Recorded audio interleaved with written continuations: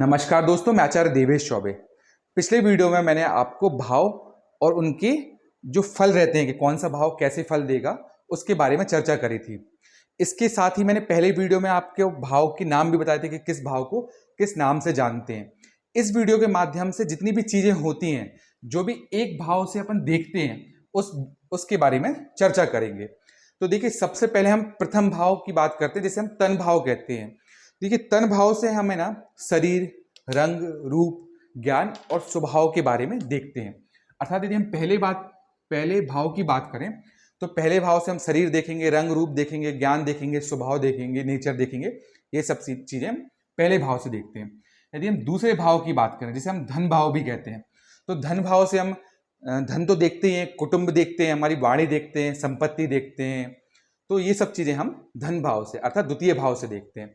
यदि हम तृतीय भाव की बात करें जिसे हम बल भाव भी कहते हैं, तो छोटे भाई बहन हो गए, शत्रु हो गए, हमारे पराक्रम हो गया, धैर्य हो गया, या आपके जो गुप्त शत्रु हैं उनको हम तृतीय भाव से देखते हैं।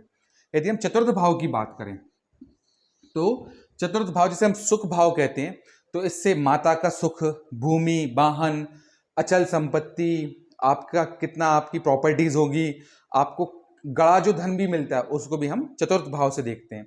यदि हम फिफ्थ हाउस की बात करें अर्थात पंचम भाव की बात करें जिसे हम ज्ञान भाव भी कहते हैं, तो हम संतान हो गई, बुद्धि हो गई, धर्म हो गया, विद्या हो गई, और जो ननिहाल पक्ष होता है उसको भी हम पंचम भाव से देखते हैं। छठवां भाव जिसे हम शत्रु भाव भी कहते हैं, इस भाव से हम शत्रु को देखते हैं, रोग को देखते हैं, ऋण को देखते हैं, चिंताएं, जो भी आपको समस्याएं हैं वो, साथ ही मुकदमेबाजी जो भी केस होते हैं उनको हम सिक्स्थ हाउस से देखते हैं। आपने देखा होगा कि कोई ज्योतिषी या एस्ट्रोलॉजर ने बताया होगा कि आप ये केस बहुत जल्दी ही जीत जाएंगे, तो वो कहीं ना कहीं सिक्स्थ हाउस से ही प्रिडिक्ट करता है। यदि हम सेवेंथ हाउस की बात करें तो सेवेंथ हाउस जिसे हम जीवन साथी भी कहते हैं, इस भाव से विवाह को देखा जाता है, पार्टनरशिप देखी जाती है, आपकी लव मैरिज होगी, अरेंज मैरिज होगी, वो भी सेवेंथ हाउस से देखा जाता है।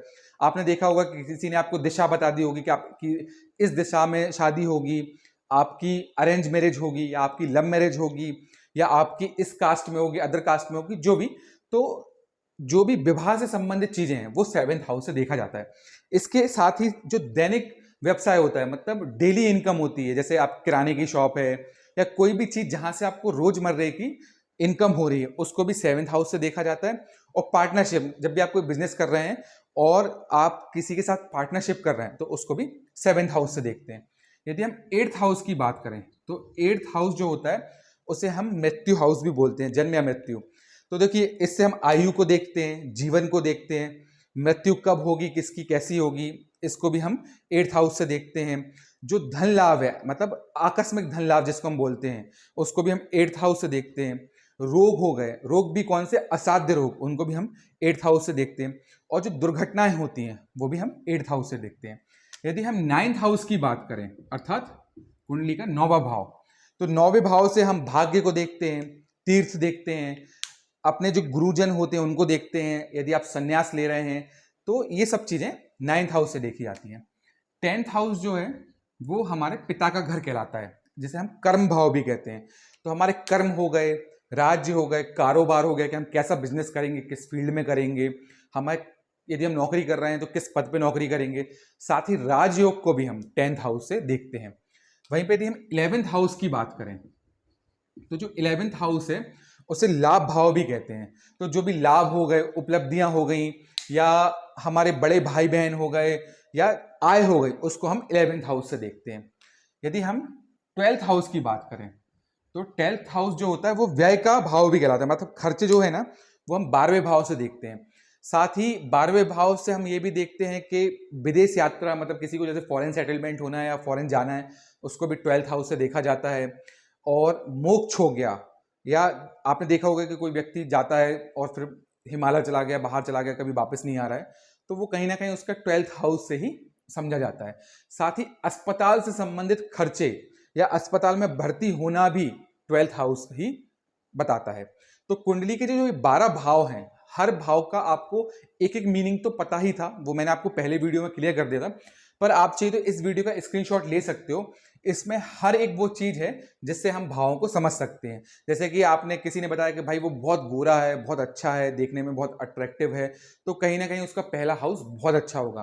किसी ने बोला कि वो धन संपन्न है, अच्छे घर में रहता है, अच्छी गाड़ी यूज करता है, एक लग्जरी लाइफ जीता है, तो कहीं ना कहीं उसका जो धन भाव या कुटुंब भाव है वो बहुत अच्छा होगा। मतलब कुटुंब भाव अर्थात पैतृक संपत्ति बहुत अच्छी है, माता पिता दादा ननिहाल हर जगह से उसके पास पैसा आ रहा है, तो वो कहीं ना कहीं सेकंड हाउस बहुत अच्छा है। तो बेसिकली कुंडली के जो ये 12 भाव होते हैं ना, इनका अपना एक अर्थ होता है। पर ऐसा नहीं है कि 8th हाउस यदि मृत्यु का है तो वो सिर्फ मृत्यु ही दिखाएगा, वो लाभ भी दिखाएगा। देखिए अचानक जो धन लाभ वो भी हम 8th हाउस से देखते हैं। 6th हाउस है तो 6th हाउस जरूरी नहीं कि खराबी चीजें दिखाए। 12th हाउस है तो 12th हाउस जैसे भले ही व्यय दिखा रहा है, अस्पताल के खर्चे दिखा रहा है, पर साथ ही विदेश सेटलमेंट या विदेश यात्रा भी हम 12th हाउस से ही देखते हैं। तो हर हाउस जो होते हैं उसमें कुछ नेगेटिव होते हैं तो कुछ पॉजिटिव चीजें भी होती हैं। तो आप इसका एक बार स्क्रीनशॉट ले लीजिए और इसको आप 2-3 बार देखेंगे तो मुझे लगता है आपको ये चीज याद हो जाएगी। बाकी आपको कुछ भी डाउट लगे तो आप मुझे कमेंट कर सकते हैं। यदि आपको मेरा ये वीडियो अच्छा लगा हो तो प्लीज शेयर करिए, सब्सक्राइब करिए और लाइक करिए। धन्यवाद।